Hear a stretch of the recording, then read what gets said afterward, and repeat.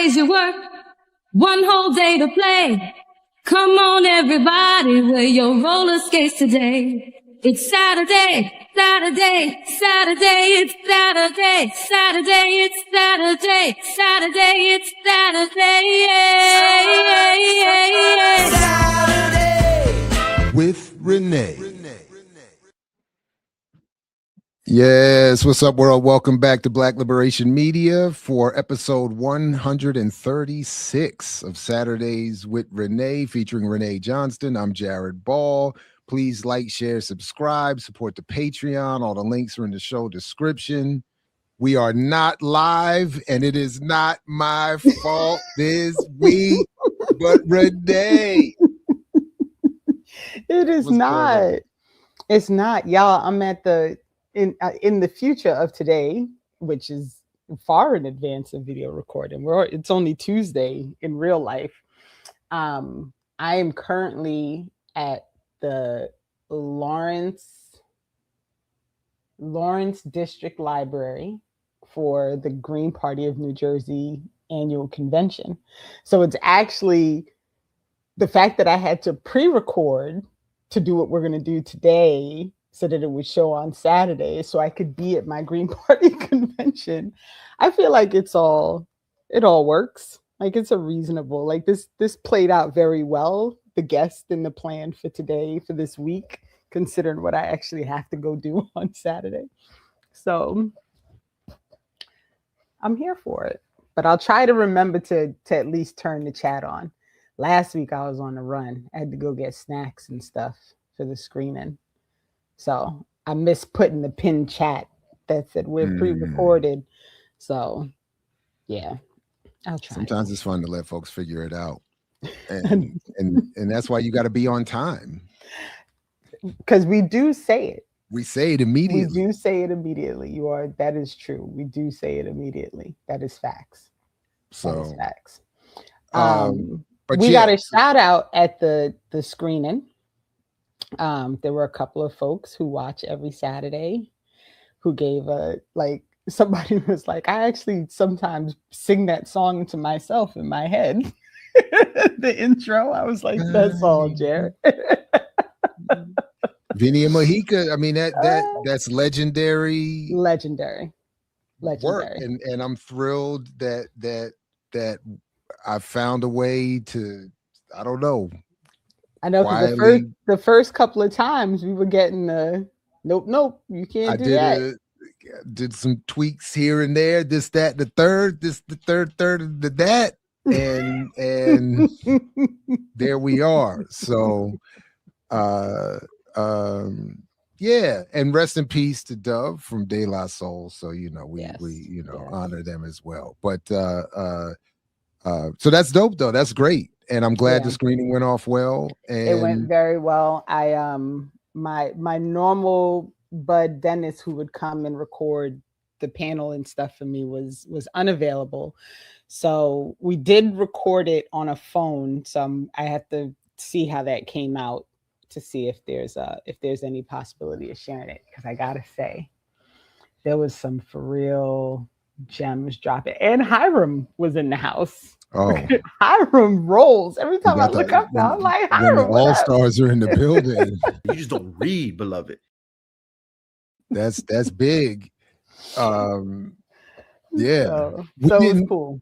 It was cool. So just quickly, the reason I was out last week was because I was at the screening of the Can We Kick It documentary, for which I was interviewed about.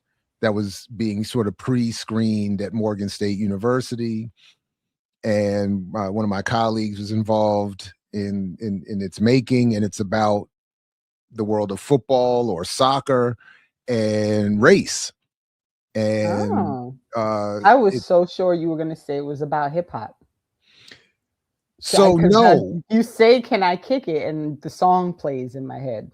Yes. So I it's interesting you said that, because the film, so it's titled Can We Kick It? And then there's a brief little reference at the beginning, but you have to really catch it. It's not that clear. And then the whole documentary, I'm watching it and I'm saying, this is great. They got this in there. There's one thing that I said during my interview that didn't make the final edit that I wish would have, given the what was ultimately in the piece. But not until you hear the credits rolling at the end and a recreated beat by one of the people that they have working with the documentary, do you hear the original drum sample from the song Can We Kick It? Can I Kick It? Yes. Okay. So I even during the Q&A, I raised that as my question. I said, was that the one? Because I said my one criticism of the documentary is that there's no overt discussion. I said, this is about Black people and soccer, titled Can We Kick It? And there's no overt reference to tribe and the song and the this and the that and the filmmakers are a husband and wife duo, and the wife, who was in charge of the musical direction of the film, explained that, long story short, and one day when we have when we host the interviews with them, we can talk more about this and get the full story. But long story short, it has everything to do with copyright, intellectual property, and creative theft. So I'll leave it there for now. But so folks should stay tuned to this show and other spaces where we are, because there's going to be many more conversations coming up as the film starts to make its rollout and we do some PR around it. And it's making its festival debut at the People's Film Festival in Harlem on May 28th. So yeah, so more to come, but really well done. I can't wait till we can talk more about it and people can see it and all of that. So yeah, I want us to do the virtual screening for Seeds for Liberation. So we gotta figure that out. That's a good idea. I mean, of course, said yes already. So we'll figure it out though. But it's it really is well done. It really is well done. That's what's up. So we're basically Saturdays and Black Liberation Media are also your film festival. We are your Black letterboxed. There you go. We are your Black IMDb. There you go.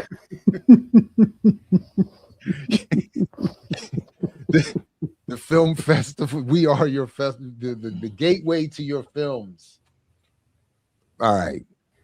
But we also need a gateway to some political power, Renee. Definitely. And I agree. And I feel like we couldn't have a better guest. I mean, so because at the end of the day, all of this media work ultimately is meant to lead to political power. So starting right here in Maryland, where all good things begin, let's bring up our future governor, Andy Ellis. Welcome back. I'm excited to be here.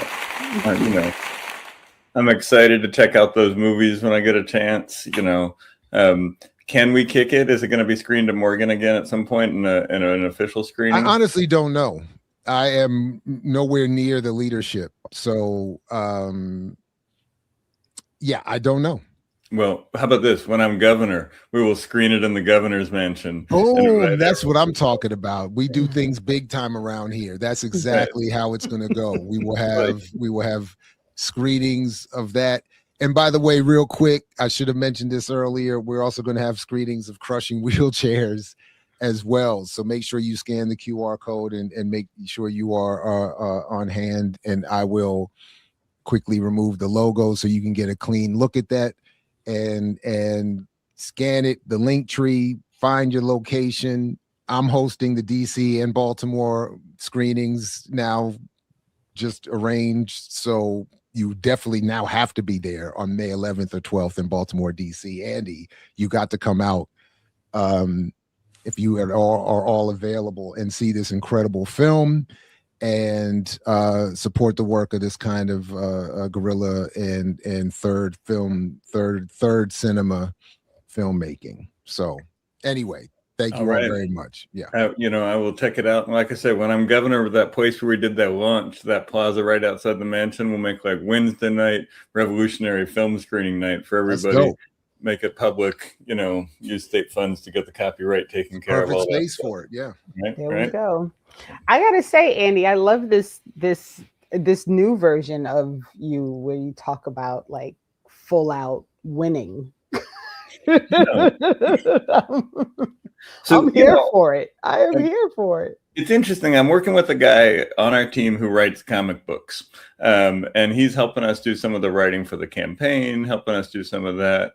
But having a comic book writer on the team helps to make it much easier to envision a world that might be a reality that is different than the one that we exist in right now, and to tell the story of that world as a means of talking about this one. I know Davon was on, and somebody asked, like, are we going to win? And he was like, of course not. Right. And we still understand that as a practical reality, but we think there's real value in starting to talk about what that world looks like if there was somebody in power who had a revolutionary perspective on how we use government in order to free the people. Yeah, it's I listened to, so you sent us I think it was just a part of your conversation with the lieutenant government, who, it occurred to me as I was watching it, like, I don't know if it's because I've never actually said it, but you're welcome to invite him at any time when you're coming on. It just hadn't occurred to me until like I was watching it, and I was like, I didn't tell Andy, like, of course you can bring your lieutenant governor with you if you want to. I hope we will have him come on at some point. He is finishing up a PhD right now at the University of Virginia, and we are giving him the time he needs to finish that program that he was working on before this campaign, and we'll structure his life afterwards. So he's head down on that stuff right now because he's like right near the end of the coursework and that type of thing. So he needs to focus on that. But I think once he's freed up, I'll let him know, and we'll both come on sometime. Yeah, I like it. But the conversation you both had, and I don't know, Jared, there was a lot of messages. You probably didn't even catch that there was a link in there somewhere. But if you could, because we're going to start in a random, in the middle of your conversation place, because it's something that you said that I was so like struck by, because it's something that I've been trying to like concretize in my head. And after you said it, he was like, that was the perfect way to say that. And I was like, it was the perfect way to say that. So Jared, I dropped the link in the chat. If you can cue us up to like 1735, it actually starts at 38, but I'm sure the second and two won't make a difference. And Andy is going to express why this misunderstanding of the right and populism and the role that this is all playing. Like, it's brilliantly stated. I think the one thing I will say is the other electoral expression the Greens in the UK are competing at large scale with at this point is Reform, which is the far right party. And they are also tapping into the same sentiments of anger against the system. And I think there is a value here in thinking about the way that building this left radical infrastructure is part of stopping the radical right populist infrastructure from taking over, because that is the path that things are going when people opt out of the current system right now. And so it is not just building for ourselves. It is an anti-fascist effort to build these left populist, grassroots independent solutions, not just as a counter to the sort of neoliberal democratic centrists, but also as a counter to the far right. Yeah, I think that's probably one of the most succinct and eloquent ways of expressing why do you guys yell at and shake your fists at Democrats all the time? It's like, actually, no, like it's not about left versus center left. It's left versus right. And if the center left isn't delivering, then folks are going to go to the populist right. And right. You can pause it there, Jared. I think a lot of people. So one of the conversations, a part of the conversation that we had on Brocus, funny enough, was actually about how the Republican Party moving so far to the right has actually given the Democratic Party permission to move further to the center and to the right, because all they have to do is be a little bit left of what the Republicans are. So the more outrageous the Republicans get, the less the Democratic Party actually has to do to deal with the actual problems and material conditions of regular people, because all they have to do is present as being better than what the Republicans are. And so I thought, if we can start here, you used the term left radical infrastructure, which I was like, oh, I do like the way that sounds. If you could explain that a little bit, and then talk to us about this idea of recognizing that the same problems that people are facing that let them become totally like reactionary, the enemy is the same. So can we, I don't know if that was too much of a compound question, but I'm hoping you follow me. It might be, but I'll start and we'll see where it goes from there. So I think a really good example of this that's happening right here in Maryland right now comes along with sort of these programs that all sorts of states are pushing with surveillance and with the big push for data centers that are coming. So we've been against this sort of online verification, corporate surveillance, government surveillance type of thing for quite some time. And we've been against the rollout of these massive data centers that are big surveillance stations within our neighborhoods. But very recently, Dan Cox, who is the Republican who ran against Wes Moore in 2022 and lost by 30 points because MAGA is not really welcome in Maryland, has started saying he's going to put a ban on data centers. He's going to put a ban on these types of surveillance types of things. He's increasingly anti-Israel. He's increasingly anti-corporate, right? And so what I think is really interesting is that the right populists are starting to understand that some of the corporations are the enemy too. The old school Republicans can't bring themselves to do that, but the right populists are starting to name the enemy as the corporations and the billionaires. And I think that if there's not left infrastructure to counter that and offer an alternative to that, people who are very, very mad at the corruption of the two-party system and the way that the wealth is being transferred upward and upward and upward are going to look for anybody who's talking about it. So at Chestertown Pride this weekend, which is a weird place to talk to a Republican. But I talked to a guy who was like, I'm here with my family, but my big issues are data centers and the surveillance stuff. I see it all over the internet. And I think it's terrible. And I think it's, Democrats working with these corporations. And he's like, I kind of like Dan Cox because he's at least taking a stand against those things. And I was like, look, we are taking a stand against those things too, but we're not going to throw your cousin and your family under the bus in order to do that. And we need to have folks who are willing to stand in solidarity with people who are at Pride, but with Black folks, with working folks across the world, and not be the ones who not be left out of the ability to call out the corporations for the way that they're corrupting the two-party system in order to enrich themselves. So I think that and frankly, kudos to Dan Cox, right? Kudos to Dan Cox for being a Republican who's willing to go against the orthodoxy of the party and start calling out the corporations and the billionaires. But it also shows the danger of moments like that when there's no meaningful left infrastructure in order to counter it. And so us being on the ballot is an opportunity for us to take votes away from independents and right-leaning folks that might look there if that's their only choice and the only people that are talking about it. So I think that's a really practical example of how this stuff is starting to happen. And, it's like if you look there's a lot of rural and red counties in Maryland that are rushing more quickly to put moratoriums on these data centers than the blue counties are. And I think that's an example of a kind of issue where if we surrender that to the right, we're going to be in real trouble. Or if we surrender the discussion about Israel to the right, we're going to be in real trouble. And so I think we need to be building up this leftist infrastructure that allows people to know that there is a way to participate in electoral politics, be mad at those things, not support the neoliberal Democrats, and not support the mega Republicans who are going to throw everybody under the bus in order to get power for their white nationalist agenda. I'm glad you said that because I'm already hearing people saying the opposite. in an attempt to say what Trump has exposed is that the Democratic Party can act on its true principles in a more aggressive way, Right. as if they ever move more to the left. And I think what you all just broke down is exactly right, pun intended. Yeah. Right.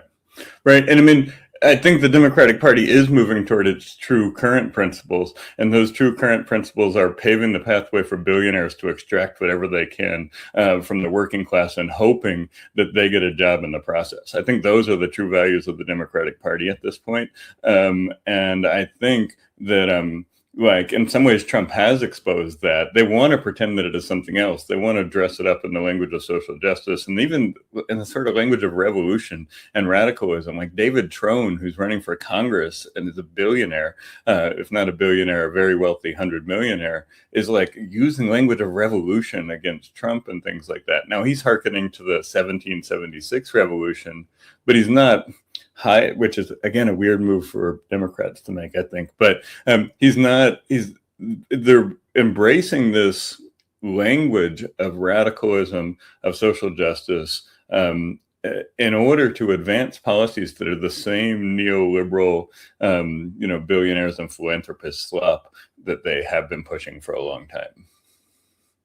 And I'm glad you used the words white supremacist agenda, because I can already hear someone trying to drop the horseshoe theory in here. I need people to stop using the horseshoe theory. For those who are unfamiliar, the horseshoe theory is this idea that people who are on the far, far reactionary right are closer to people who are on the far, far progressive socialist, communist left than the people in the middle, the centrists in the middle. And the reason I have argued forever and a day that this is a nonsensical argument is because at the core of the far, far reactionary right is white supremacy. Like literally. And so you cannot be close to trying to upend an oppressive system while upholding the white supremacist system. So right. I just wonder, if you don't care about 500 years of global racial empire and the implications that it has, then it is easy to see positions as sort of similar between some of those things sometimes. But if a fundamental reason that you're working as anti-colonial, anti-imperial, and anti-white supremacist politics, then there is nothing close, even if there's some agreement on policy. I think the way that I look at this is there was a couple years ago when Matthew Heimbach, who was the white student union guy from Towson and very involved in the white right, was trying to start a white workers' party. And he was like, we need to have housing for white people. We need to have healthcare for white people. He had a pretty socialist agenda for white Americans. And if you were willing to not look at the part where he said deport all the immigrants and arrest all the black people, basically, then white folks on the left who were hating identity politics, quote unquote, found it easy to say, well, he has some things that he's right about. And it is like, just saying Medicare for all does not mean that it is an anti-racist platform. It does not mean that it's an anti-fascist platform, and does not mean that it's an anti-imperialist platform. And I think we have to keep those radical ideas at the center of left politics and not compromise them in the terms of expediency or try to chase after some, working class white vote that is the sort of mythical Trump voter or something like that. We have to stay grounded and understanding this is understanding that imperialism, fascism, white supremacy are all around us, and they're interwoven with capitalism. And if we want to fight one of them, we have to fight all of them. Clip it. Just saying. Clip it. I have to go through. I have to do a better job at clipping, at sending the timestamps to get these things clipped properly, because I don't. This has been an ongoing struggle in almost every organizing space, including the Green Party, totally, that I have that I've been involved in, because all of the time people don't see that connection at all. And so, there's always this like big tent conversation. And so I always say to people in response when they start telling me about the Big Ten and we have to be willing to work with other people. And my response is, you right now are talking to me as the white person who is never going to be called the N-word inside of your Big Ten. And then they never have an answer for that. Right? Like that's where the conversation stops, because they don't understand the ramifications of allowing the harm to come in to those organizing spaces. They just, because they're not impacted by it. And whenever people come to me and say, oh, well, identity politics, you're so worried about identity politics, you need to let it go. And then I have to remind them, the reason you're not concerned about identity politics is because you've already accepted that your whiteness should come first. So you're good. Like you don't have to uphold this argument, because you have already placed your identity as the formalizing topmost thing. So, and then they never have an answer for that either. So yeah, and and it's like I think if folks don't have the ability to name the system, you can call it global racial empire, you can call it racial cap, whatever you name it, we can debate about what to name the system. But if there's no ability to name that capitalist, imperialist, white supremacist system as the root of the problem, then I don't understand why people don't just go run as a progressive Democrat in some ways, right? Because it is like you can say all the policy pieces in some ways running as a progressive Democrat at this point, get a bunch of PAC funding, get a bunch of money, and get out there and run the campaign. But if you do not have a fundamental commitment to challenging those global systems that structure our lives and the lives of billions of people around the planet, then it's going to be hard to be able to articulate a radical vision of something different. And I think it is important to name those systems and to not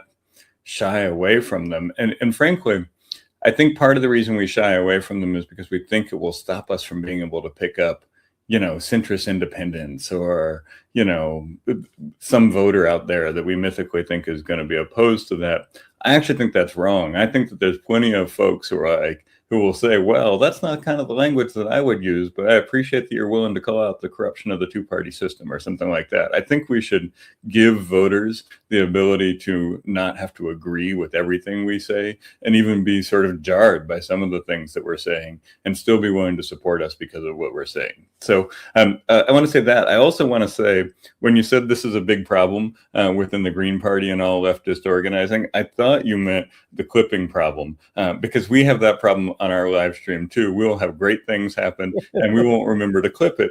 And it is like, oh, please go find that 30-second clip out of that hour-and-a-half thing. And I actually do think that that is part of the leftist infrastructure that we need to be able to build. As much as clips are an important part of media making at this point, if we had a stronger infrastructure around our media that had other people helping watch and suggest things with the clipping as part of their role in the movement and things like that, I think it would be easier to get those clips out there fast without you having to figure out how you're processing yourself and things like that. So I think there are a lot of roles in a leftist anti-imperial political infrastructure for a lot of people. It doesn't have to be candidate, doesn't have to be host, but we need to be able to figure out how to build those systems in order to have what we need in order to deliver the message.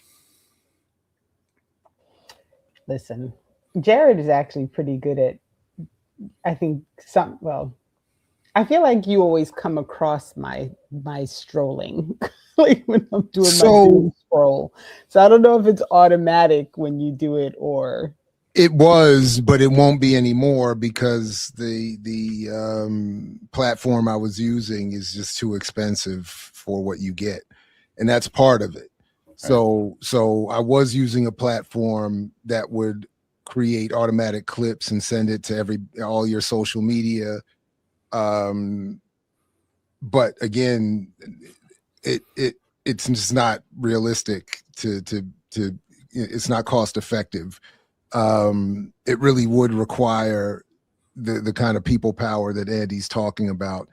And and we do need it because we are up against, and I, this interview I just did with Barrett Brown, and he's talking about mimetic warfare, and the ruling elite. I mean, the state they're using this. They're absolutely marshaling good amounts of resources to creating memes and narratives and sock puppet accounts and harassment of people to push narratives and tell certain stories. So I think Andy's making a really good point that if you have the ability, and you don't need to be a master video editor for it, if you have some basic skills and some time, and can work as a clip generator for somebody, that would be great. And I think that would be a great role for somebody to play on your campaign. Yeah. And I mean, I think it's like, we have to start understanding, I think you're exactly right. The government, the media, the billionaires, the corporations, and the two parties are using these things that were once sort of revolutionary tools, or that were once democratized tools that were available to us because now we had the ability to do this kind of clips from our computer. And, there was a period where it was democratizing. There was a period where the internet was giving more power to folks. There was a period where video platforms like this were democratizing, because otherwise we would have had to find studio time and find some place to air it. And I think it is really important to recognize that the point we are at right now, those entities that are the ones that maintain the status quo and take all the wealth from the working people and launch all the wars, they have figured out how to use these tools. They have people paid to do it. They have robots that are doing it that we can't afford. And they have a network of data that is being sold to them by all sorts of people and collected by the government in order to figure out exactly who to target it to. And we are losing that war. We are losing the war for the message. Tools that we were good at the beginning of it, we have stayed in sort of the way that we are on them. And so many of my platforms at this point get less and less and less traffic than they used to, that are on those corporate tools, and I wasn't getting a ton before, but I think the more you get and the more the algorithm understands what the argument is that is being made, and let's make no doubt, it certainly understands what the argument is, right? Or at least what the words are. The more that those tools are consolidated in the hands of billionaires, two parties, weapons manufacturers, and intelligence agencies, the more we have to figure out how to fight back in a way that is maybe uses the same tools, but uses the power of people in order to challenge the way that they're working. Yeah, I mean, it's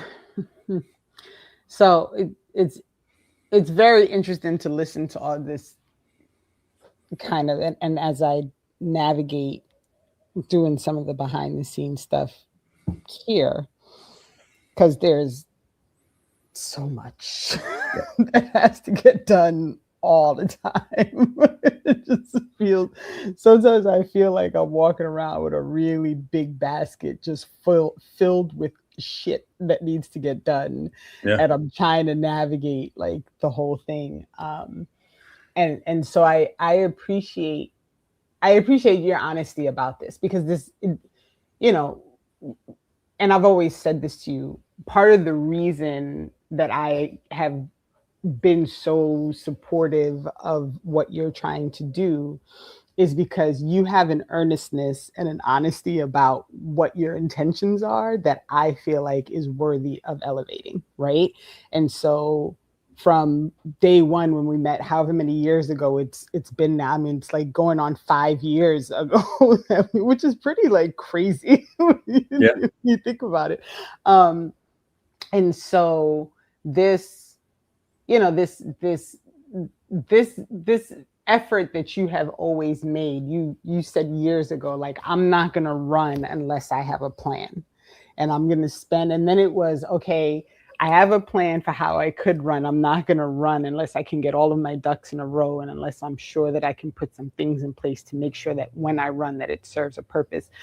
It was never like, I'm just going to jump in and run for governor because I want to be governor of Maryland and I want to be popular and all those things like that was never your intention, which for me was very important.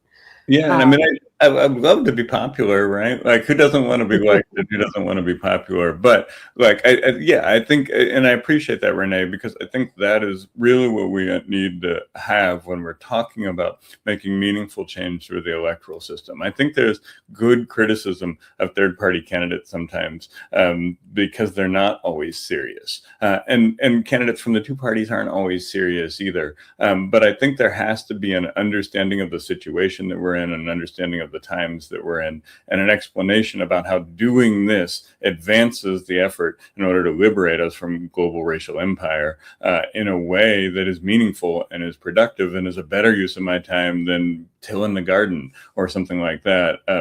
We know which is good. I think all of the things are important. And I think one of the things that is most important to me is to think about how we can use the power of ballot lines in order to articulate a different vision that breaks people free from the shame of feeling like they can't demand anything better than what the two parties and the corporations tell us we can have. I appreciate it. Thank you. And since we're here, why don't you give us an update on the campaign, where things are? I feel like I just got a note about something you have to do in the next few weeks that you have to get done, and share things. I mean, first of all, let me just say that part of the reason that I wanted to have the theory of action and part of the reason I wanted to have a plan is because this stuff is hard. This stuff is hard, it's draining, it's tiring, and it can feel like it's going nowhere very easily at times. And at other times, it can feel really inspiring, and you can talk to people who absolutely need to hear that this is a choice that they have, and this is part of the message. So I say that to say, during much of the winter, I was hanging out in Annapolis at the State House, watching the committee that deals with elections, campaign finance, and things like that. I was in that building more than the governor was. I know the names of delegates better than I imagine many people in his office do. And it was enlightening to see how much effort goes into these types of things where people will push and push and push to get a bill that they've been trying to work on for 10 years and finally trying to, maybe this is the year. It was enlightening to see how much energy is going into those things. I say that to say, now we are in a period of time where we're starting to go out and we're starting to talk to voters again, not talk to legislators, not talk to lobbyists, not talk to reporters. And this weekend we were at the May Day Festival in Baltimore. We were at the Baltimore to Palestine poetry reading Friday night. We were at Pride in an Eastern Shore, in a small town on the Eastern Shore on Saturday. Tomorrow night, we have a youth-sponsored forum in Gaithersburg. This weekend, we're going out to an anti-data center rally in Southern Maryland.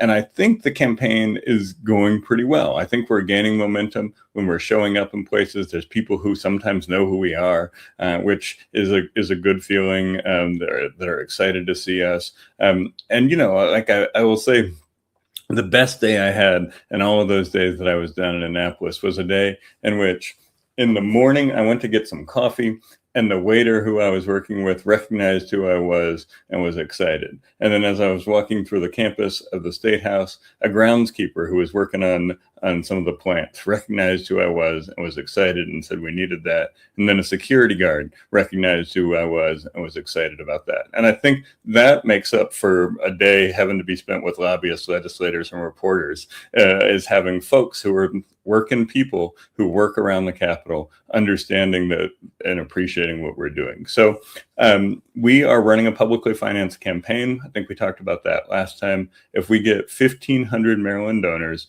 who donate $120,000 between now and August 3rd, we qualify for $600,000 to $800,000 in state matching funds.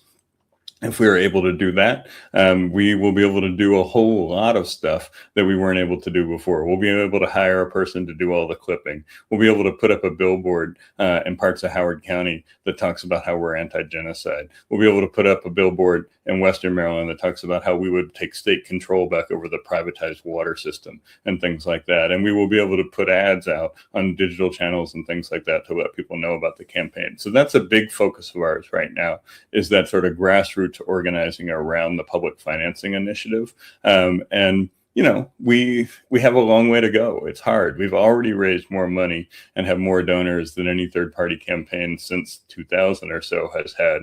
But we still have hundreds of donors and $100,000 left to go in order to qualify for those matching funds. So that's our big focus between now and August. We also have a party primary coming up in July. And so we're doing outreach to Greens to make sure that we have the base built so that when we get to August 21st, which is the day that we're launching our official campaign, for the general election, we're ready to go.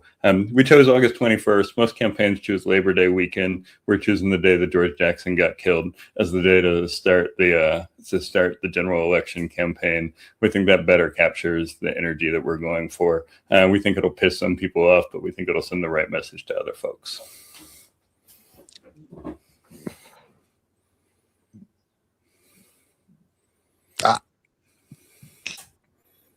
Now listen.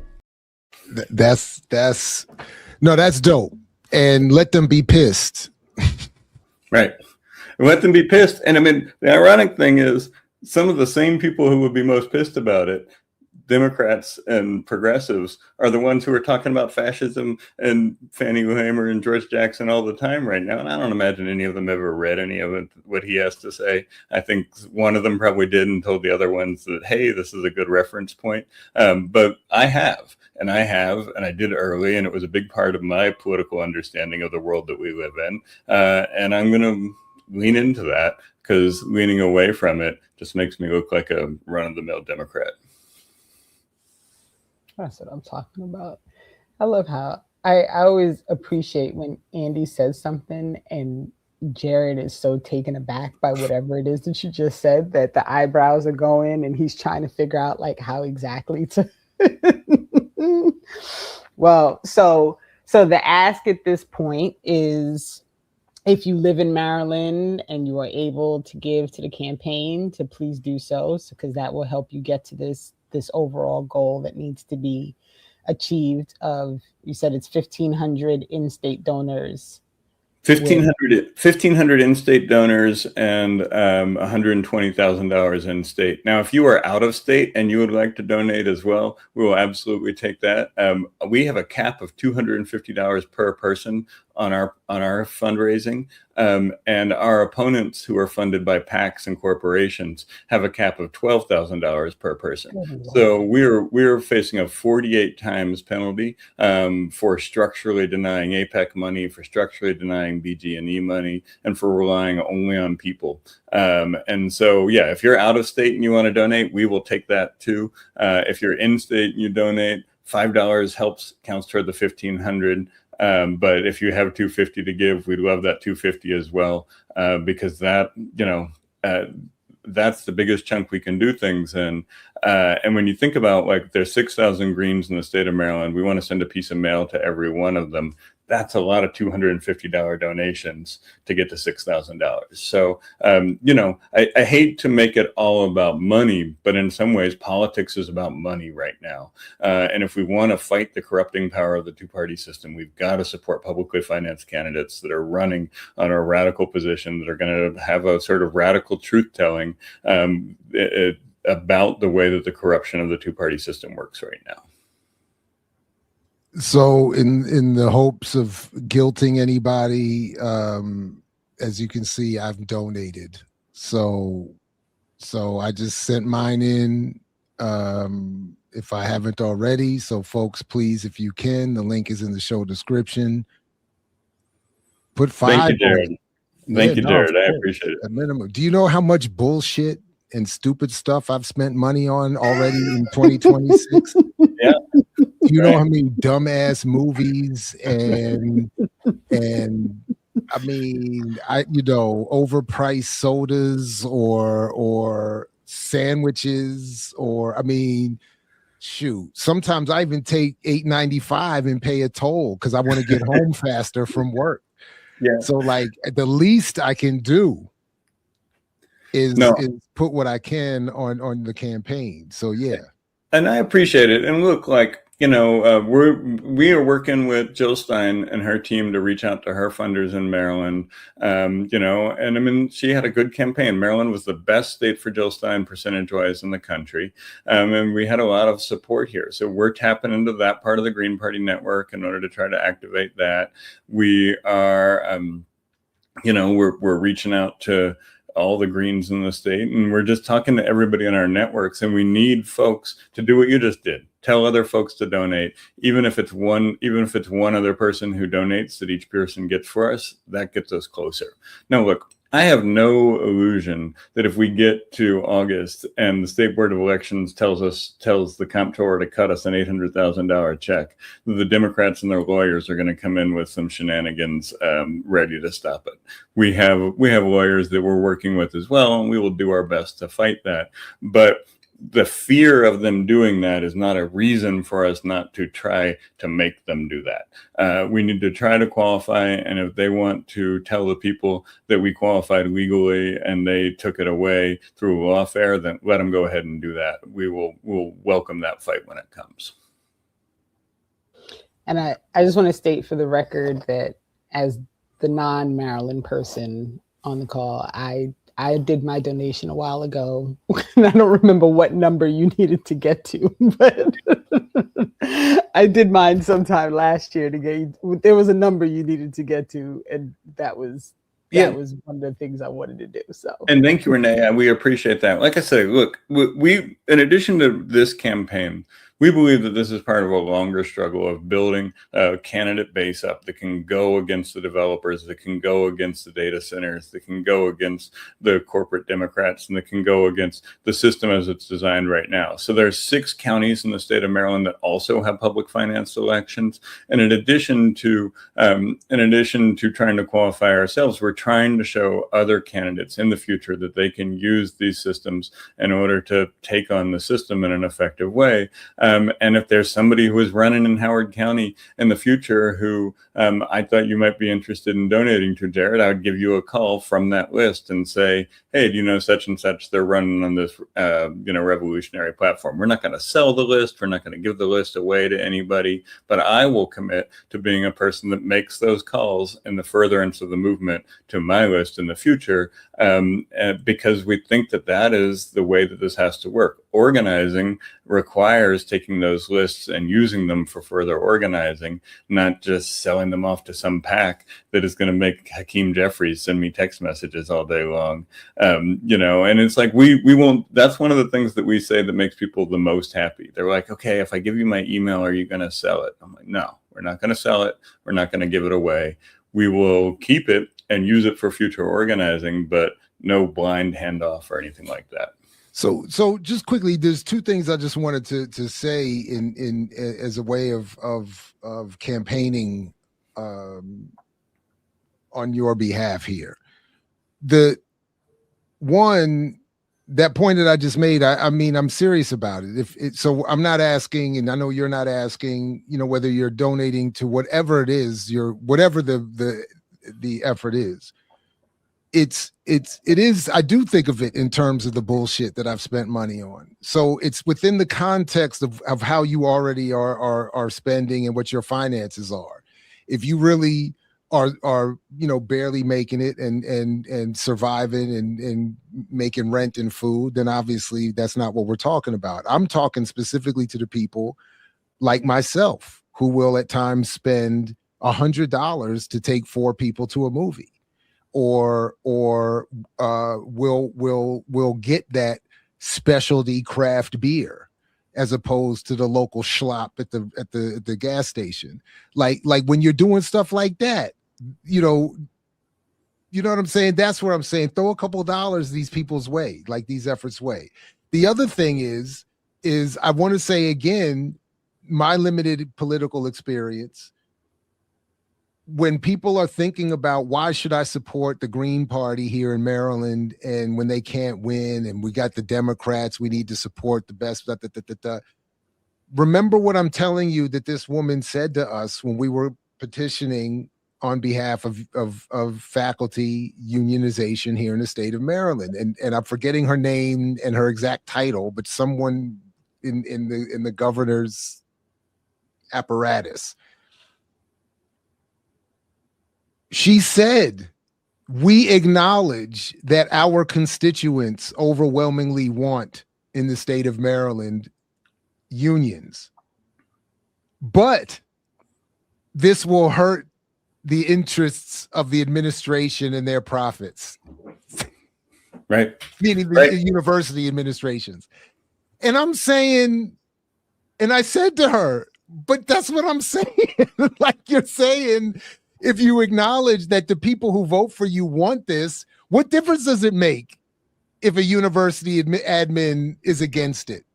It should be, but that's the energy that party always brings to the table. I know what the people who vote for me want. I'm just not going to do it because they don't have the money, and they don't.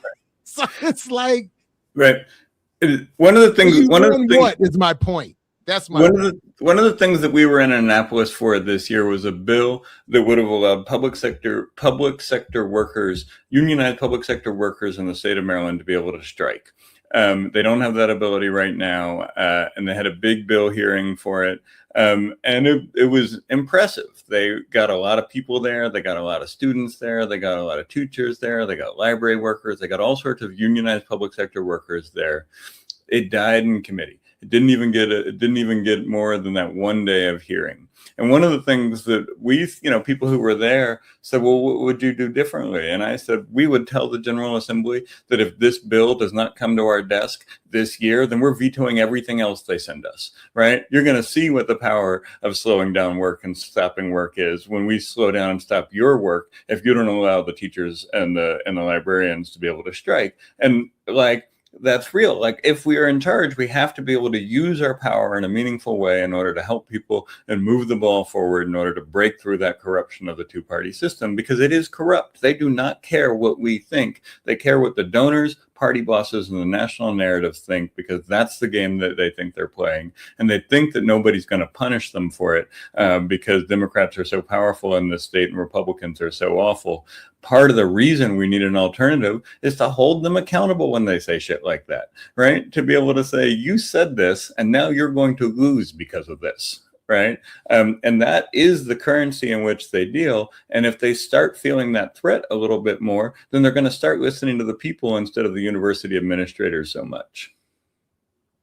Listen, as you were telling both of these stories, are you familiar with what has gone down in the state of Maine with the data centers over the past few months? So, Jared, I'm going to drop this article in the chat because we came across this when she first vetoed the bill, and it appears that during the last week, they failed to override the veto. And so, since we have Andy here, I'm thinking we could talk a little bit about this, but I'll let you scan it first, Jared, and then you can do what you do with articles when you do it, because you do that well.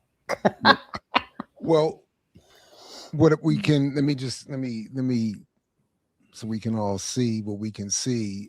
Just quickly, state lawmakers failed to override a veto from Governor Janet Mills on a bill to make Maine the first state in the nation to impose a temporary ban on development of power-hungry data centers. So one thing that I'll expose about myself here is that these are the kinds of sentences I need to read 3 or 4 times to fully grasp. that especially when I don't know exactly what's going on. So the lawmakers failed to override a veto.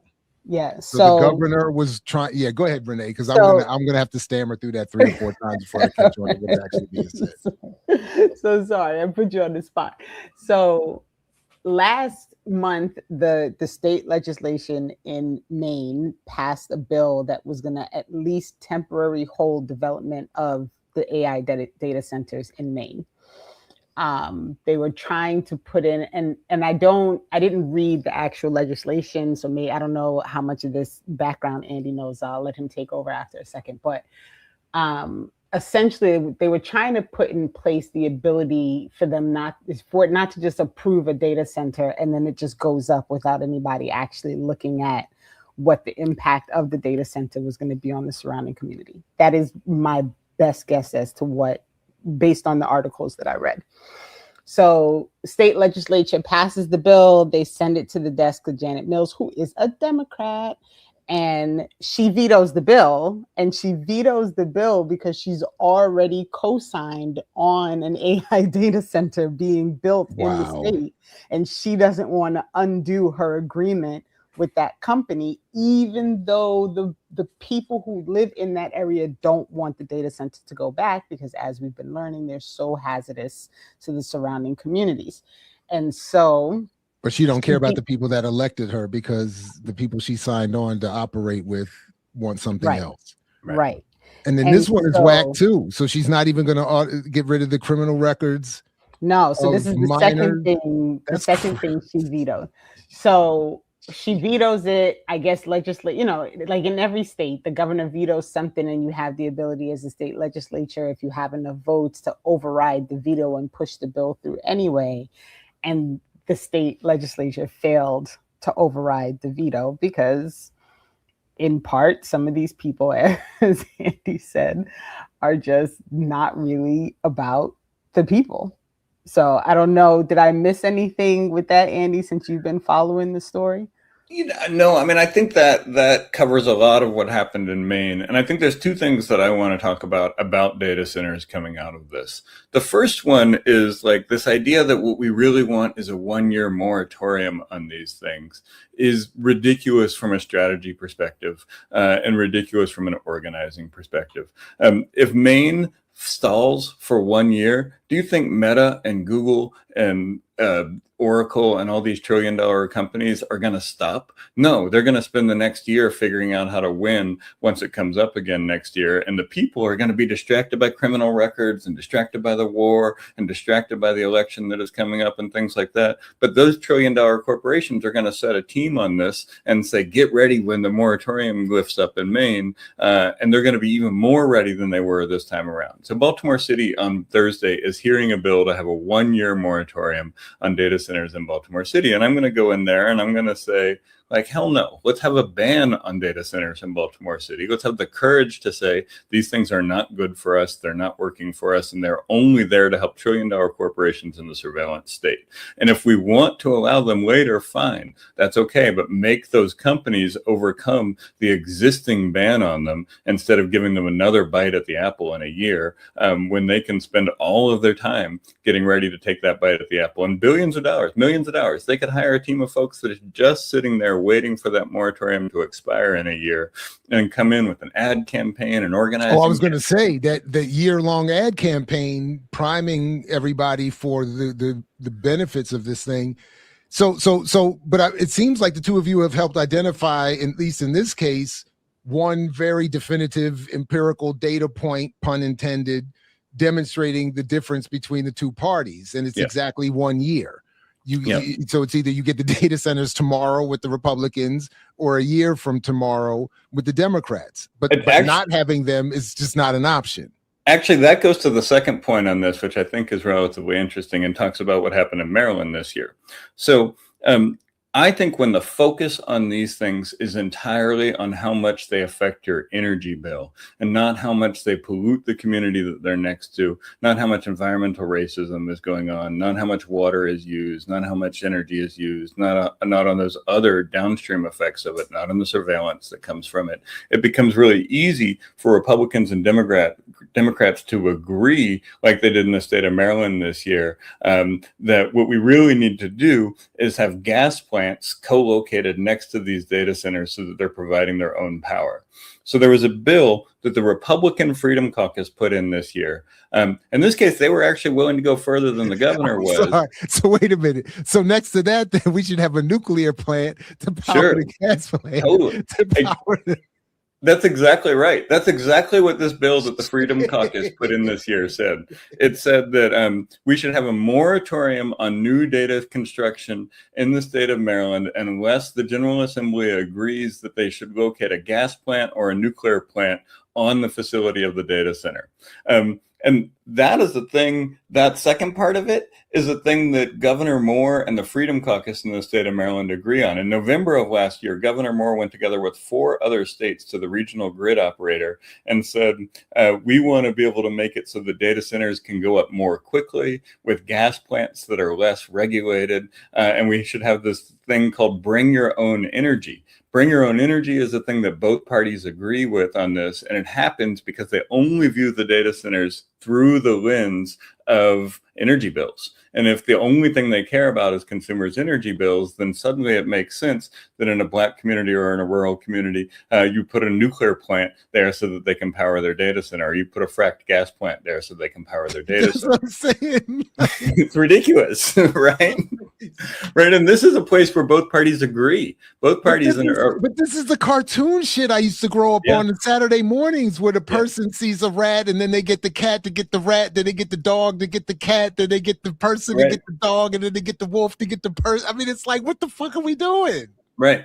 And it's like, nobody wants to say, ban this shit. We do not want this shit in our state. It is hazardous, it is extractive, it is dangerous, and it is part of the surveillance state, right? Like, it is part of the way that they're making it so they can run these flock cameras, so that they can run these Palantir databases, that their ICE is taking a picture of everybody. It's part of the surveillance state in order to make these hyperscale data centers. Now, look, I'm a computer guy. I'm a tech guy. I like my AI robots every now and then. But I think if we want to do this right, we should figure out how to invest in municipal and community-controlled small-scale data centers that can help businesses operate without having to go through Amazon or Oracle or something like that. Like, the tech economy is not bad unto itself. It's only bad when it is controlled by trillion-dollar corporations that have government doing their bidding for them. So, like, what if we had a version, what if somebody in the revolutionary infrastructure was able to develop a streaming platform that we could use that wasn't on StreamYard, that ran through a municipally controlled data center here in Maryland, and we were able to use it for our shows instead of having to give the corporation money, right? Like, I mean, I think there is a vision of this stuff that is possible. Instead of just saying, no, we don't like what we have now, we can think about, like, what happened. We can think about what happened in Chile with Project Cybersyn, when they were using technology in order to advance the socialist state by explicitly understanding the necessity to confront the imperialist, capitalist, racist logic of the United States and its corporations. But the real question, though, Andy, is governor of the state of Maryland, would you have advised the president of Morgan State University to use the $63 million in Mackenzie Scott funds for the AI Obsidian investment? No. Like, not the way that it was structured. If the way that it was structured was to build a sovereign, autonomous, Black-led municipal data infrastructure in the state of Maryland that allowed us to break free from the control of the big corporations, then hell yeah, let's have that conversation. But I don't imagine Mackenzie Scott would have wanted her money to be used that way, right? And so technically, it was an unrestricted gift to be used however the president wanted to use it. Well, then if I were the governor, I would say, let's figure out how to if you insist on making it about technology, let's figure out how to make it the kind of technology that can allow for resistance, not compliance. Have we ever mentioned Dwayne Monroe to Andy, to your knowledge, Jared? I don't know. No, it feels we've got to get you tapped in with Dwayne Monroe, who is our resident expert on. He needs to be on your technology cabinet or whatever. Yeah, okay. Yeah. Tell me more about Dwayne. So one of the things that I think the thing that I have most pulled from Dwayne is very well aligned with what you just said, which is basically that the real problem with tech is the people who have control of tech are all like crazy, like, wealth hoarders who just don't mind killing off the population for their own desires. And that tech itself is not the problem. The problem is the people who run tech, right? And because we cannot get the tech away from the people who run tech, tech will continue to be a problem. Yeah. And so I'm fascinated by this idea of a municipally run data center that is small enough that it doesn't have these negative impacts on the surrounding community, but is able to provide a resource to businesses and companies within the state that is going to be beneficial for everybody, right? I'm fascinated by this, so I'm gonna have to remind myself to tap Dwayne in to watch this episode specifically. And I think he would have a lot of interesting things to say about how a municipality might run this in terms of the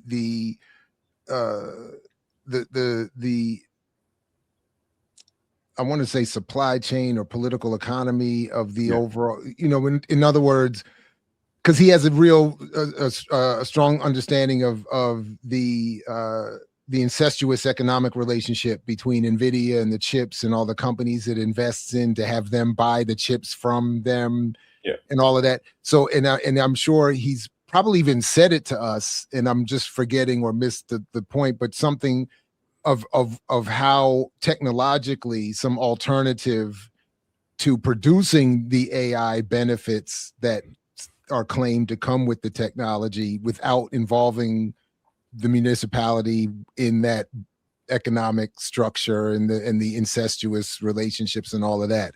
So I think that's Renee's idea is perfect, and I think it would be great to have him offer up an analysis of Maryland for a Green Party governor of Maryland and a plan, an AI data center plan. That would be kind of dope. Yeah, exactly right. Like I mean, I don't know if I've talked about this on the show before or not, but I mentioned Project Cybersyn was a thing that Allende did when he took over in Chile, when he got elected in Chile. And what it did was it helped to centralize decision making about how the factories and the logistics chain worked. It used a bunch of old mainframes from the US, and it got some folks who were tired of the kind of computing that was serving wealth instead of serving workers. But it also democratized decision making within the factories to allow the workers to have a strong say in what was happening within the factories. So central production, central setting of targets and values and things like that, worker controlled shops. And it was a computer network called Project Cybersyn. And one of the things that is most interesting is that when the Pinochet CIA-sponsored coup came in, after they killed Pinochet, they went into the control room where Project Cybersyn was run out of the presidential palace and shot up all the computers and shot up all the monitors, because they understood that this technological use to reorient the way that the economy was working toward a socialist and workers' state was also a target beyond just the political person. And so I think it is one of several parallels that we can look at as a way that technology has been marshaled in order to put into the service of people, service of workers, and into the service of a socialist revolution. I'd love to hear Dwayne's specifics about it, because this for me is sort of going back to the comic book theme that we started with a little bit earlier. This is sort of green futurist storytelling for me right now. And I'd love to be able to fill in the gaps and the details about what it looks like beyond just saying, imagine if we had this. I'd love to be able to say, and here's the plan to get there. If anybody that I know that could help with that, it's him for sure. It's a great idea. And I mean, I think I like to talk about this because I think it is important to think beyond the political imagination of the current system, right? We can't confine the conversation to, are moratoriums or bans the best way to go for this technology? That is defense work, and we've got to do that defense work in order to defend ourselves and our communities. But we also need to have a vision of how we would structure society differently, and how we would use government and political parties that had a different orientation in order to do that. And that has to be positive, that has to be helpful, and that has to be inspiring. It can't just be defense work. Otherwise, it's only going to go so far. And I think sometimes part of the miss on whatever we want to call the left as a grouping to be is there is not enough conversation about what do you do with the things, right? Like tech is not going to disappear, right? AI, for as useless as it can be for the things that they want to present to you that AI can do, right? There are some true functional things for AI that could be useful and purposeful for regular people to actually alleviate the stress of their day-to-day jobs for things that maybe AI scrolling through 8,000 articles to find something for you is definitely way less time consuming and stressful than you reading through 8,000 articles. So there are purposes that the technology can serve. And I find often that when I'm having conversations with people and I'm trying to get them to understand that my issue is not like I don't have a problem with technology. Like phones are technology. I much prefer being able to press a button to make a phone call than to wait for the rotary to roll around. And for you young people out there, just shut up. I don't want to hear it. For real, because you mess up and got to hit that zero. You got to start from scratch. You got to start all over again, right? Right. So like, technology serves a purpose. It has allowed for an immense amount of things to be able to happen that hadn't happened in the past. And my focus and concern has always been that the people who are most allowed to determine the path of technology are the maniacs who should have no, like, these are the people who should at least have control of it. And I think like those are, I've been sort of leaning into being a Gen X candidate a little bit recently, both for smiles and laughs, but also because I think there's some value in it. I think we have seen in our lifetime the massive transfer of wealth. We've seen all of these potential technologies bubble up and show us the potential to be liberating, to be democratizing, and only to get gobbled up by the billionaires and the trillionaires and the government that is working for them. And I think I understand all the stereotypes and jokes aside, I understand why this generation of folks is so disenchanted with the system, because we have watched it in our lives. We have watched the corruption get to the level that it has. We've watched the trillionaire class emerge. We've watched the $79 trillion in wealth that has been transferred from the working class to the upper class. And we've watched all of these technological promises come up only to be squandered, wasted, and bought off by the wealthiest people. And so I think I get when people in my generation are like, double fingers to the system, I'm voting for whoever says there's going to be a change. We got to make sure that's not Trump. We got to make sure that's not the white supremacists. And we got to make sure that there's a vision that allows us to see the potential that we've seen in a lot of these things instead of just the loss. So, and that is, I think, a really good point. I mean, I've often made the joke, but it's real. Like, I'm Gen X, the hip hop generation. We're the last generation to remember music before there was hip hop. Right. So, we saw, to your point, the evolution of this new art form and its immediate co-optation, corruption, and weaponization against the community that produced it, and the wealth transfer that it created for the ruling elite and a handful of progenitors. The internet was the other one. Right. We watched the rise of the internet, the dot-com bubble, all the promises of the new world it was going to bring, and the equality and the level playing field and all the other fantasies. And all it's done is aided that transfer of wealth that you're talking about, and spread more propaganda and cyber and all this other guys. So yeah, I think that's a good. I might borrow that myself. That's a really good approach. I think it is like, it is easy to fall into the stereotypes about this generation, but it is also important to understand what this generation has seen. We have seen the drug wars. We have seen the forever wars. We have seen the Reagan and crack. Right. All of that stuff. Right. And we've seen all of that wealth transfer occur. And we've seen the people who took that wealth and being able to use the government in order to continue advancing that wealth transfer. We've seen the corrupting of the two-party system in a way that maybe always existed, but has certainly accelerated during the lifetime of our generation. And it is like that wealth transfer isn't just so they can have nice yachts. Frankly, if it was just so they could have nice yachts, I would care a little bit less. I care mostly because they're using it in order to structure government, in order to keep taking and keep taking and keep taking, and to make the rest of us feel shame when we say that it can be better than this and doesn't have to be that way.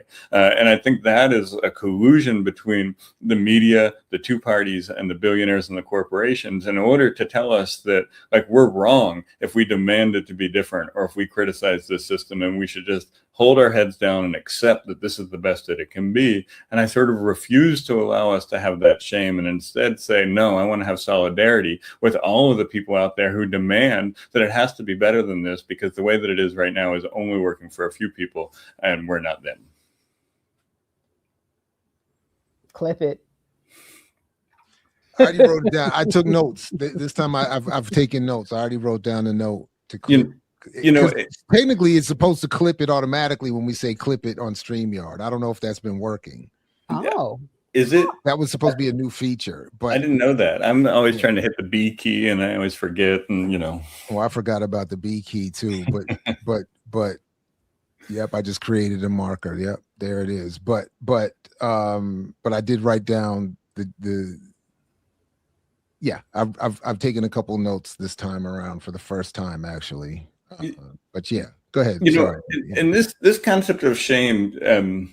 Like, I got laid off from a company I'd worked at last year for 15 years. I have been there. I started on the call center floor. Wasn't very good at making phone calls, but I worked my way up into a relatively senior position after 15 years. And I got that call one day last June where the boss and an HR person were there. And, he was like, it has nothing to do with your performance. You're a great performer. You're doing wonderful work, and I'd love to work with you. But we've made a business decision that we're not keeping U.S. employees, and we're handing a lot of this stuff over to offshore folks and to AI.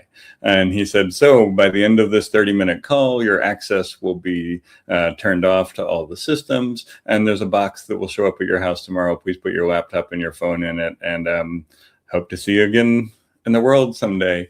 So it's been almost a year that I've been without a job. I've made applications to hundreds of positions. Most of the people that I got laid off with, who are middle-aged, mid-career folks, are in the same place. None of those jobs are coming around anymore. And I think those are some of the folks who are feeling the impact of the AI taking of the jobs in the economy and things like that.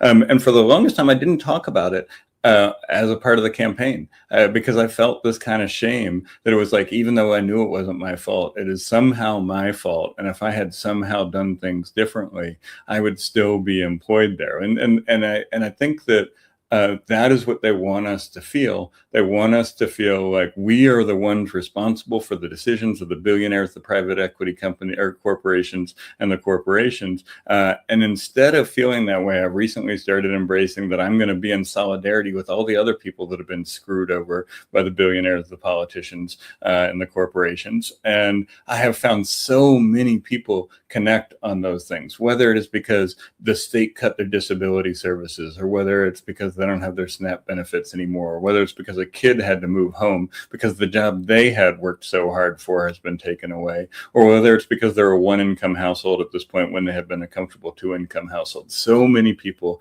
are feeling this, and so many people are going through these types of things with their head down in shame, because that's what we're told to do. And what I would much rather do is to allow all of those people to stand in solidarity and demand that we get something better out of it, because we deserve better. And it is only the billionaires, the corporations, and the media and the politicians who want us to believe we don't.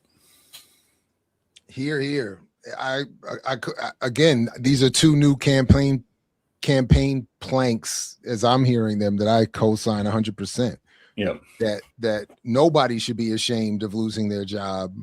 It should only create more solidarity and anger among. So I salute you for that, and it makes you more electable, as far as I'm concerned. Why should we should be excited to vote for another well-funded millionaire to be governor? Right. Like what could we expect from that? Right. And by the way, I was going to make a joke earlier about it, but but this maybe works better. I mean, this is even more evidence that your campaign is not some silly, celebrity money grab or grift, Right. because running for Green Party governor is it does not help in the job search. Yeah, that's right? just like, that's why people are like, Jared, you wrote that so you could get paid. And I'm like, do you think that's what you write to get money? At one point, jobs when you write shit like this and you say Right. shit like this. Like, what are you Right. talking about? Like one of the parting gifts that my company I worked for 15 years gave me on my way out was a coach set up through a corporation of people who was like, well, I'm here to coach you to feel better about the fact that you got laid off from a place you've worked 15 years. Right. And he was actually very helpful. He was a good guy. He had been in the same situation himself, and he had found a job with some company that is like career transition coaching or something like that. But one of the things we talked about was like I was like, I don't know that I'm going to be able to find another corporation that is going to hire me. And he's like, I don't know, you shouldn't get down on yourselves. Everybody feels that way at the start. And I was like, bro, Google me and Palestine. Just try that one time. And you will see right away that, like, even if that day I had decided that I was going to drop out of this campaign and try to go get a job at like Grubhub, or some other tech company, none of them is going to hire me. First of all, I'm a mid-career, middle-aged person who had a relatively high salary expectation, and the robots that do the screening are immediately going to say, no, we don't want that guy who's in that category. But if the robot gets to the second stage where it thinks I'm qualified for the job, it's going to go search Google and Palestine, or Google and George Floyd, or whatever the keywords are, and realize that there's a record of me saying these things on the record, and that unless some friend of mine offers me a job in the corporate space, I'm never getting through the AI surveillance system that gatekeeps those jobs again in the future, And so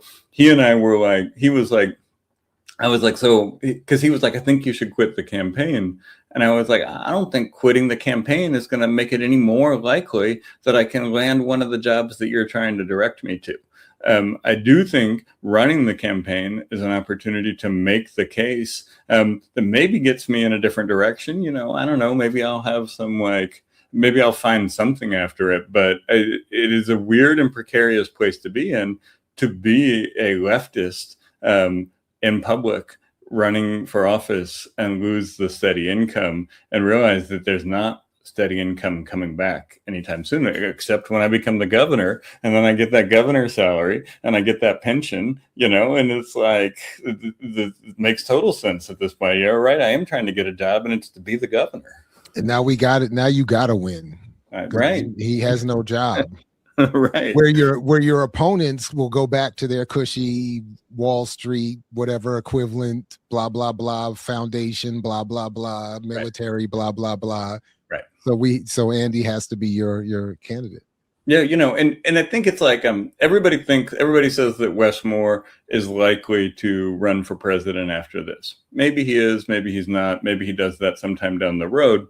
But he signed this deal with the Rockefeller Foundation, Anthropic, and a company called Percepta.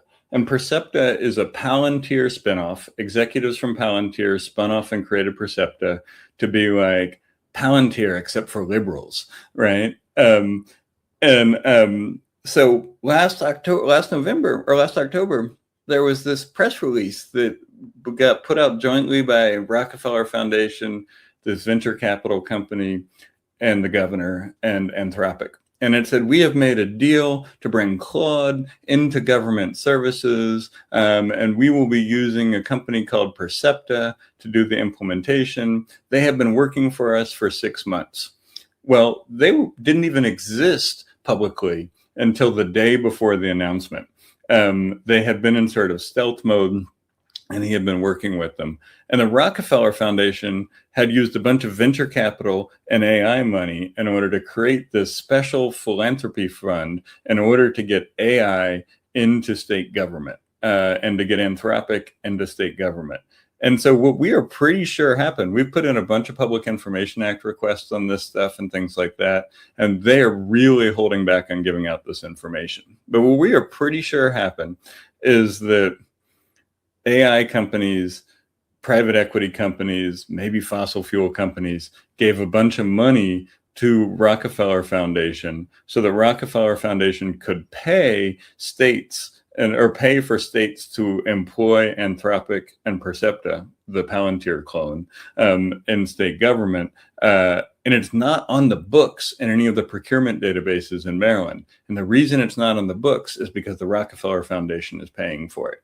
So it is like, my guess, if Wes Moore wins a re-election this time and doesn't run for president in 2028, is that he's going to go work for Rockefeller Foundation or Anthropic or something like that, making sure that Percepta and venture capital is embedded in every level of state government run by a Democrat across the country, so that he can get richer and richer and richer off of that, and they can get their hooks on all of our private information. You know, and it's like, and I don't think that's far-fetched. Like, I think sometimes you talk about this stuff and people are like, it's like that conspiracy theory meme where it's like the guy's got this string and this string. But as we've been digging in and trying to get Public Information Act requests on this stuff, we are very convinced that there is something shady going on, and they don't like the fact that we're asking about it. I want to hear more about this, and I'm trying to formulate the right question in my head, but I wanted to just. So what you were saying about like convincing you that it's whatever's going on in your material conditions is somehow a thing that you created on your own by failing to be a person who worked to your expectations as an American, right? And so it's something that we actually talked about it on Remix this morning, and I talked about it with the Brokish crew yesterday. Like, you know, this setup, this really well done setup that we have of presenting the wealthy as, you know, as these people that we have to emulate and look up to. I mean, my story this morning was I woke up and the newsletter from the New York Times was about the Met Gala, right? And so here it is. We are in, and I use the term we loosely as a person living in a colonized place, right? I get it. We are currently in the middle of multiple wars, multiple attempted coups, multiple acts of aggression against a variety of nations that just want their own sovereignty. We are stealing wealth. We are stealing resources. We are preventing people from all corners of the world from being able to thrive and to utilize the things that are within their own nation state in order to advance the material conditions of their own people. And while we're stealing the wealth and killing people everywhere and setting off bombs and dropping drones and sending military and spending $1 billion a day to claim that we've already opened the Strait of Hormuz when it's not open, like all these things that are happening, right? And the New York Times is sending out a newsletter about the Met Gala and right. Beyonce's dress, right? Which I think I just realized is actually like a diamond studded like skeleton, which is also really creepy in my opinion, that would be the choice is like what is happening.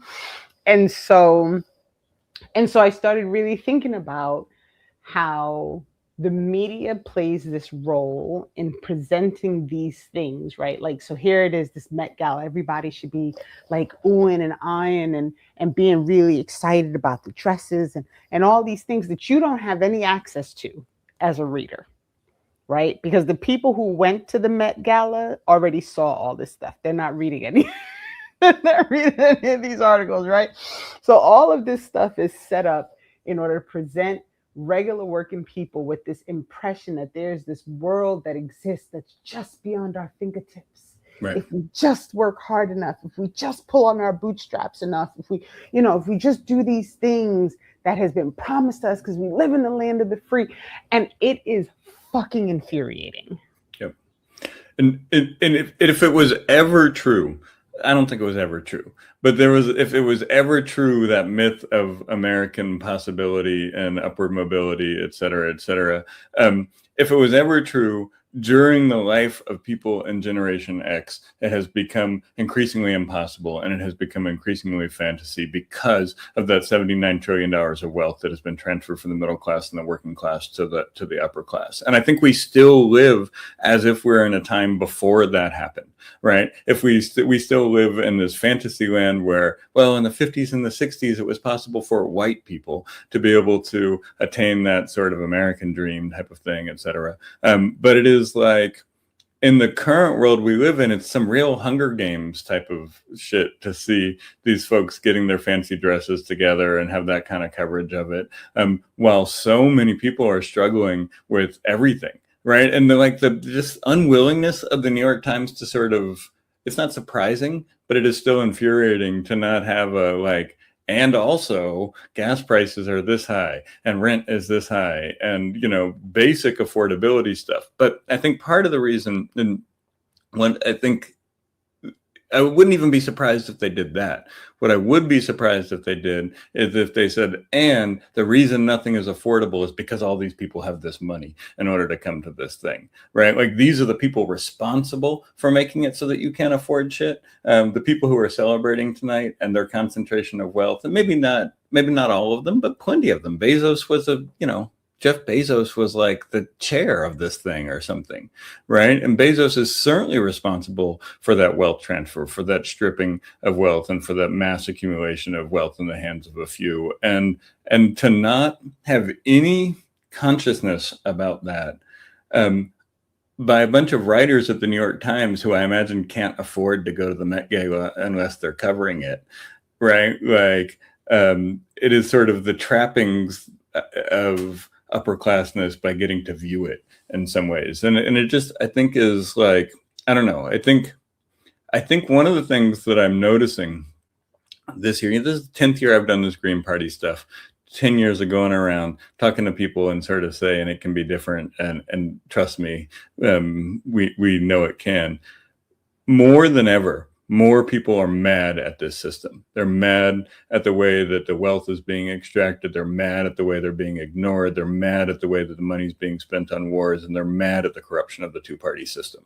And I think that is a moment of potential. But going back to what we started with, it is also a moment of real danger. And I think part of it is why we have to build this value-based left infrastructure that takes on the corruption of the two-party system, that values human needs, that puts people over profit, that understands the climate and environmental risks we have, and builds around solidarity. Because if we don't, it's going to be really easy for a post-Trump demagogue to use these things to take us in a very, very dark place that I think is where we're headed right now if we don't develop that infrastructure.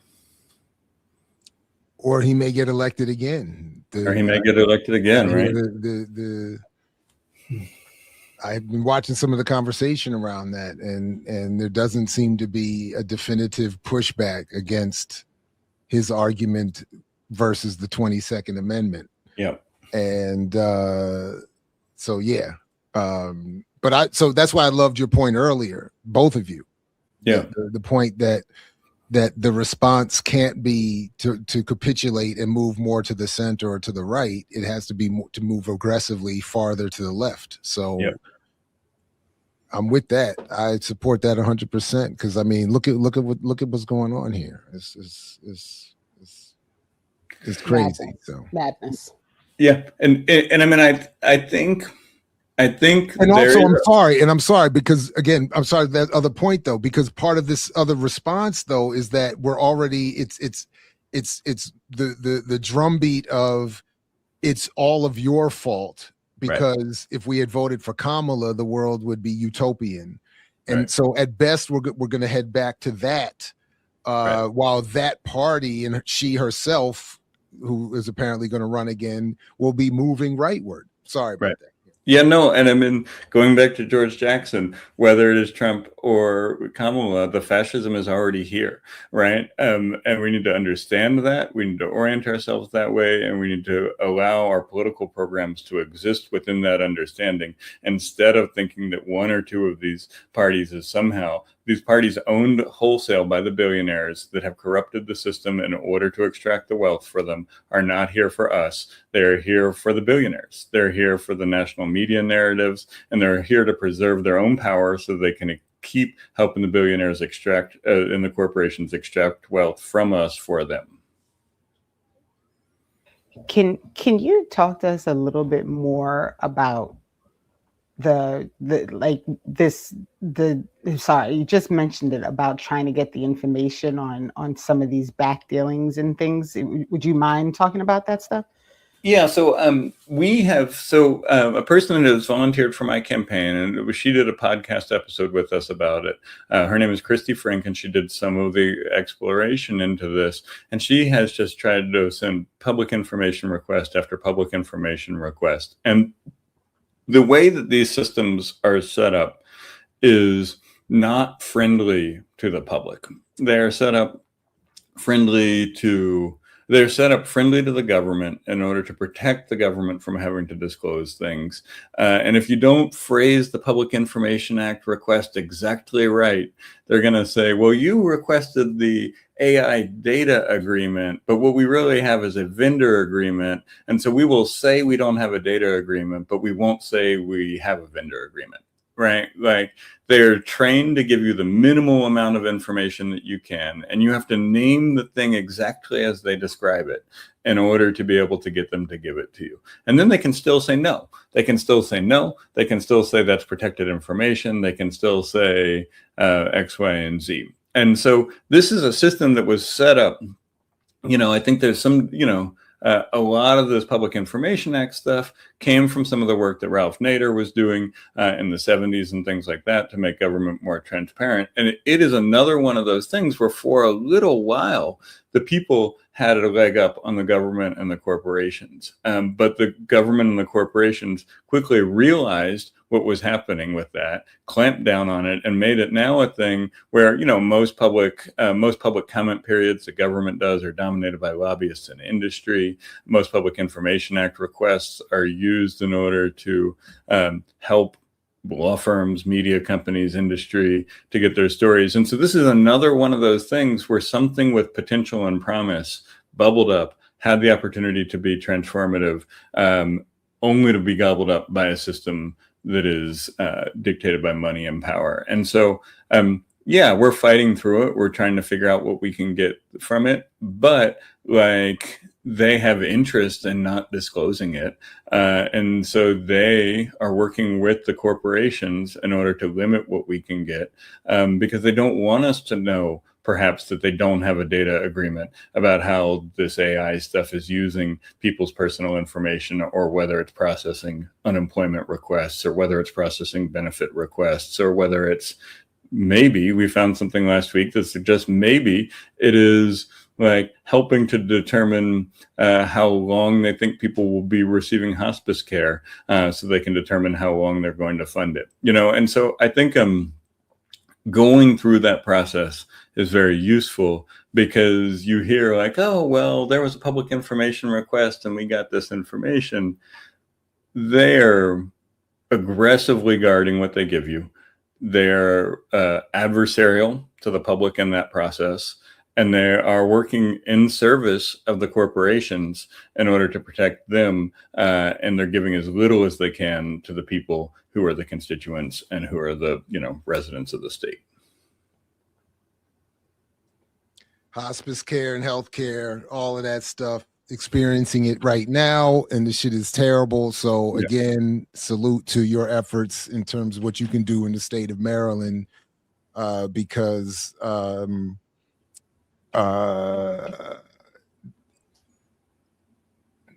it's awful. More is needed. It's a nightmare. The situation is a nightmare, even when you have certain levels of insurance and resources. So I can't imagine having even one smidgen less than what we have, and being able to handle and deal with all of this price is terrible. No, totally. It is another one of those systems. When I talk about shame and the struggle, right now, that is one of those things that comes up all the time. Like, oh my God, I am trying to deal with my mother's care, or my, or a person who may have a disabled family member who is receiving disability services from the state of Maryland that recently got cut. They had this program that was self-directed disability care, and people would get allocations of resources that they could use.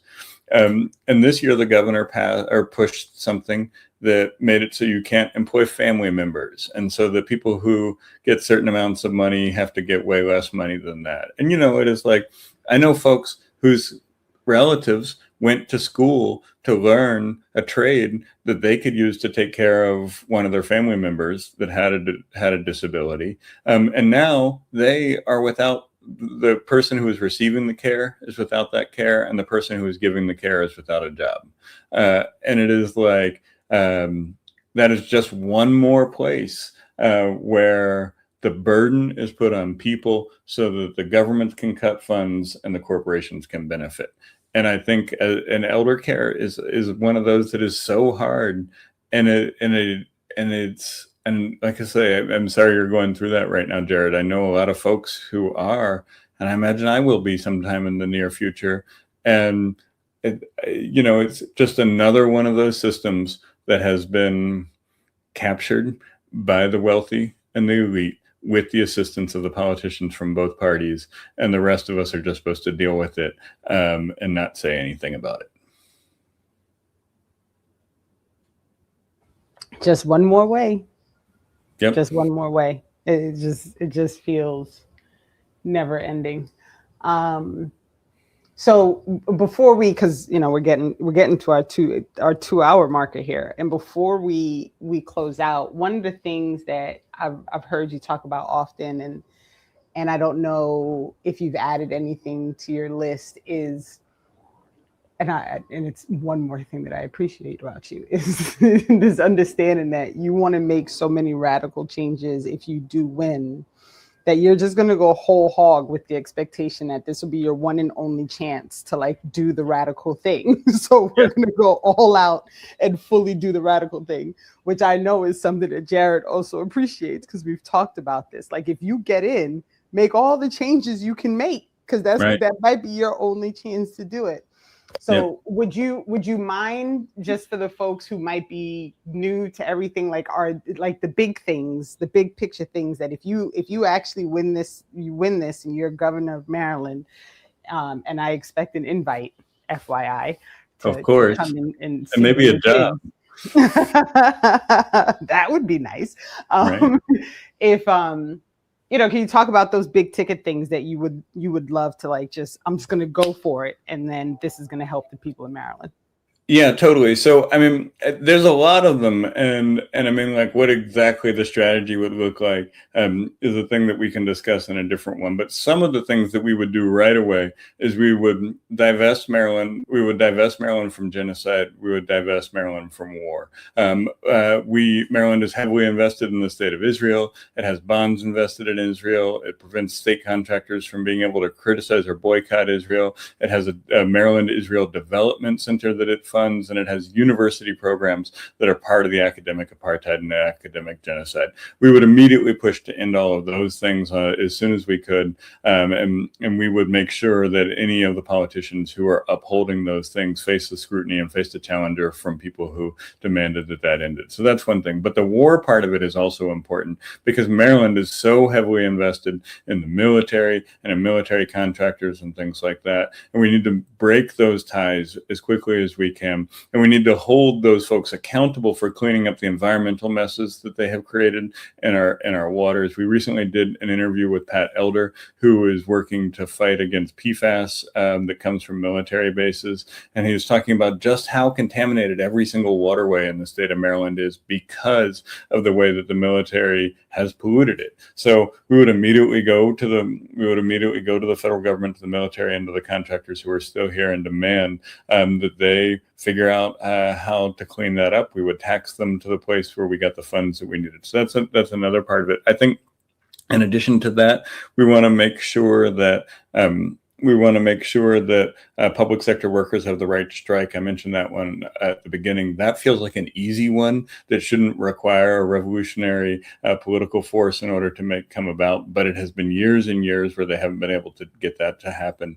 And so we would push that right away. We would also push right away to get as many people who are in prison out as we can. The governor has a decent bit of power on that, and not exclusive power, not everything, but we would do whatever we could to just bring them home. People are better in community than they are being subjected to the violence of the prison system, and we need to also then take the money to invest. That we're investing in a lot of these like big ticket philanthropic nonprofits to do things right now and invest them in the kind of community programs that LBS often comes on here and talks about that we need in order to allow those people who are coming home to have something to build and something to be in community with.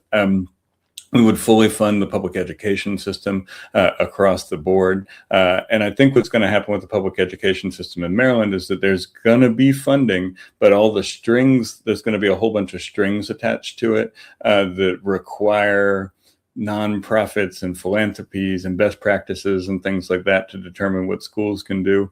We would devolve that power to the schools, to the teachers, to the communities in order to figure out what the schools are doing with the community or with the resources, because we think that the people closest to the ground have the best idea of what's happening. We would also tax the wealthy. We would increase the tax on wealthy people. We would increase corporate taxes. We would revoke any of those corporate tax breaks that we're giving out right now to these big corporations. And if we are giving tax breaks, they'd be to cooperatives developed by people who are from Maryland, keeping the jobs in Maryland and doing things like that. But Andy, just real quick, what do you say to people when you say we're going to tax the wealthy? And they say, well, if you do that, then they're going to leave the state and take their businesses with them. Many of them are going to leave the state anyway, right? Like a lot of people are going to leave anyway because they wanted to get their kids through our decently well-funded public school system. They wanted to get their kids through grad school at the University of Maryland. And then once they've been done using the public service, they're going to head to a tax dodge state in the South and hope it works out for them. One thing I would say to those folks is be very careful when you do that, because you may move to some soulless condo community in Charlotte and think everything is going to be better all of a sudden. But when you get there and you realize that you don't have any community, you don't have any friends, you don't have any museums, and the schools suck, and there's nothing that you can do that doesn't require giving your money to a corporation, you might not like it so much in Charlotte as you did when you lived here in Baltimore. Man, Charlotte catching strays on a Saturday, Renee. No, I mean, No, I not Charlotte in particular, but I hear this story a lot of times of people who are like, Maryland changed, by which they mean they elected a black governor, and we had to move, and then they get someplace else, and it's like, oh, I don't have a church, I don't have coworkers, I don't have school friends, I don't have those people I watch the Ravens game with. I live in a soulless corporate development community where the housing is built poorly and there's nothing to do. And oh yeah, being a red state is not the same as being the one Republican on the block in a blue state, right? And so I hear these stories from people a lot, and it is like, go ahead and leave, but be careful that you're not selling yourself into a life of, loneliness in your old age. But look, people are going to leave. People are going to leave because they don't like paying taxes, and other states have set up an opportunity for people to dodge paying taxes.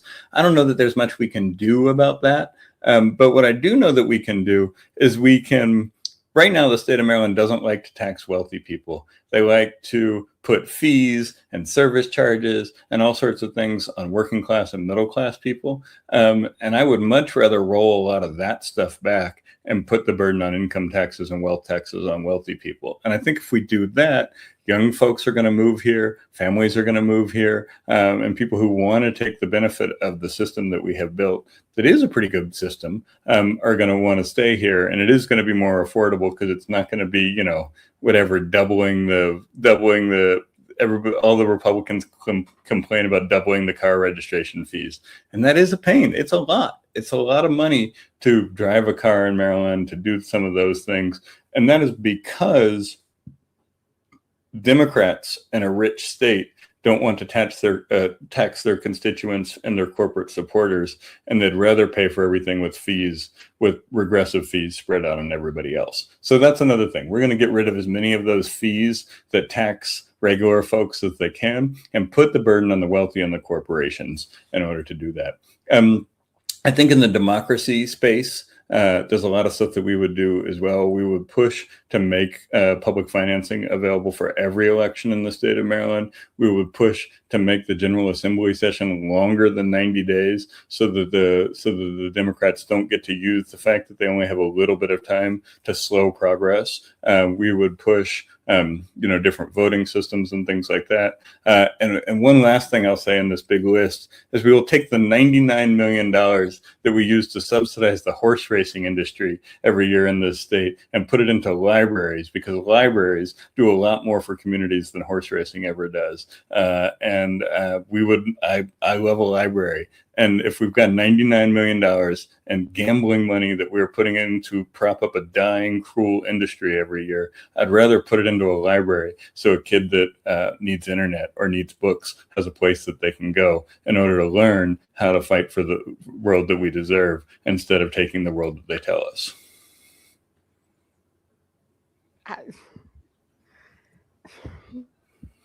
You almost make me want to move back to Maryland, Andy. Come back. Come back. We'd love to have you here. Making Maryland great again. Right. And I mean, look, like I have no problem if a bunch of MAGA Trump folks want to move out and a bunch of people who are on Black liberation media want to move in. Right. Like if that's the way that we rebuild Maryland, I'm fine with that. And I don't need those people to leave, but if they want to leave, they should leave, and they don't need to tell the local TV station they're leaving. They can just leave. Plenty of people leave every day without calling a reporter and telling them that they're leaving. We would love if they leave. It's going to be families like yours that we hope move in, and we think that will make Maryland a place where people, we can build the Maryland we deserve together. Although with what's his name owning Sinclair and the Baltimore Sun, they'll have plenty of outlets welcoming their complaints.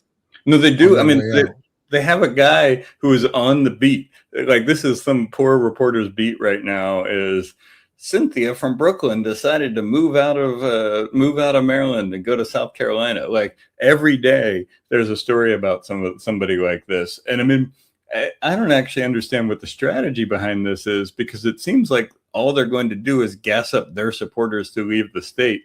And who's going to move in? It's not going to be more MAGA folks. It's going to be, it might be liberal Democrats, but it might also be Renee and her family.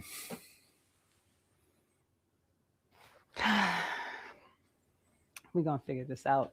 I got to tell you, Andy, you give me hope.